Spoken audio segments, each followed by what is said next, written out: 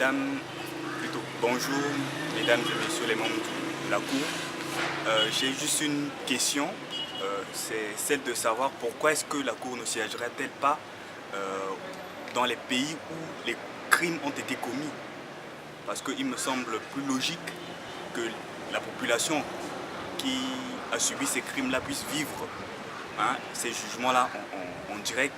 Et quand le jugement se passe dans le pays, il y a une forte relation. Enfin, le jugement est mieux suivi que quand ça se passe dans un pays étranger.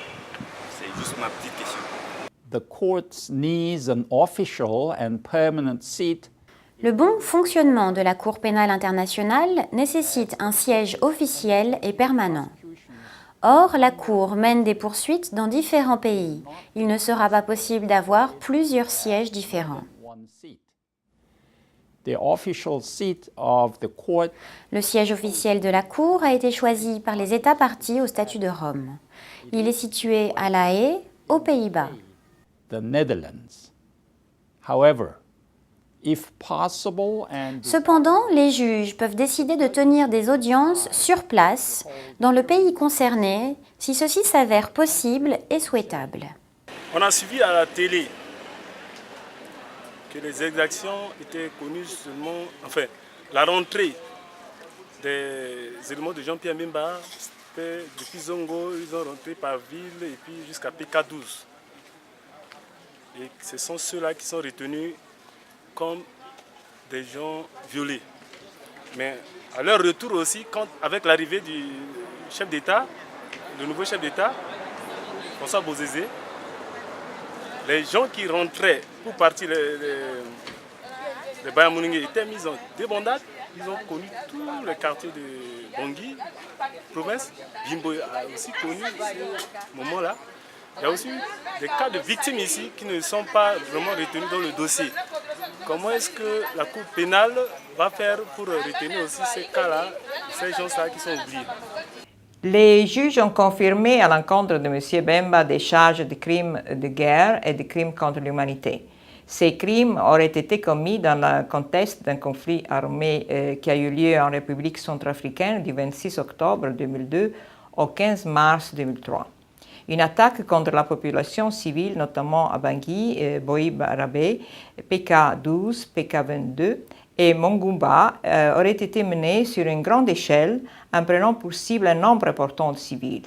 Les victimes autorisées à participer aux procédures à l'encontre de Jean-Pierre Bemba sont des personnes qui auraient souffert de ces crimes-là précisément. Les victimes de crimes relevant de la compétence de la Cour et qui auraient été commis dans d'autres localités dans le même contexte peuvent soit demander à participer comme victimes dans la situation présentée devant la Cour, soit contacter le bureau du procureur afin de lui demander d'enquêter également dans ces localités. Enfin, le Fonds au profit des victimes a été institué par les États partis au statut de Rome comme un fonds indépendant ayant pour mandat d'aider les victimes dans une situation présentée devant la Cour d'une façon indépendante des décisions des juges et avant même toute décision finale sur la culpabilité des suspects.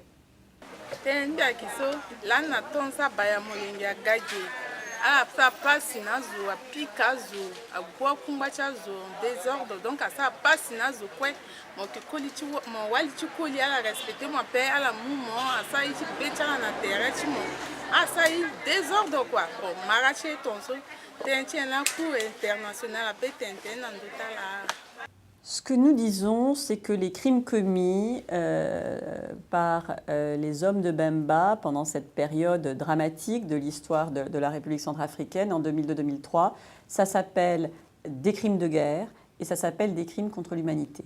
Et ces crimes sont passibles de la justice pénale internationale.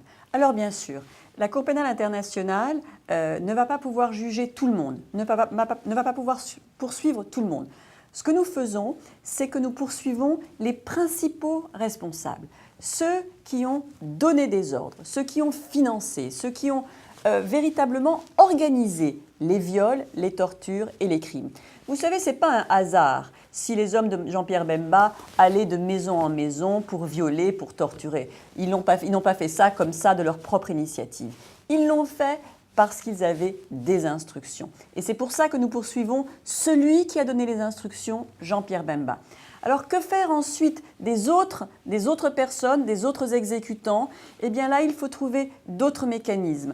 Des mécanismes judiciaires peut-être par les autorités nationales de Bangui ou par les autorités de Kinshasa, ou d'autres mécanismes de réconciliation, de dialogue. Mais nous, notre mandat, c'est vraiment de poursuivre les principaux responsables. Et quand on aura réglé le cas des principaux responsables, nous espérons qu'il n'y aura plus comme ça de troupes qui commettront sur les ordres de leurs commandants des crimes comme ceux qui ont été commis en République centrafricaine.